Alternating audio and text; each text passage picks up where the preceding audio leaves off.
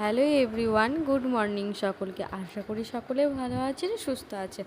আমিও ভালো আছি, সুস্থ আছি। কয়েকদিন ধরে ভিডিওতে একদমই শেয়ার করা হয়নি, তাই ভাবলাম আজকে তোমাদের সাথে ভিডিওটা শেয়ার করি।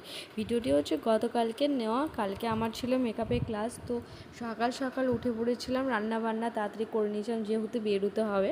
9:40 আমি ট্রেন ধরবো, ট্রেন ধরিনি, কালকে বাইকে গিয়েছিলাম।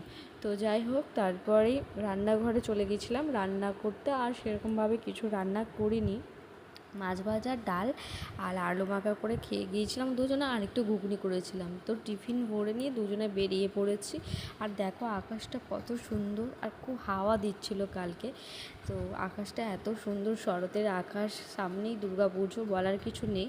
তারপরে এই যে এই গাছটা কী নাম আমি জানি না, তবে পাতাগুলো খুব সুন্দর, বিভিন্ন কালার আছে।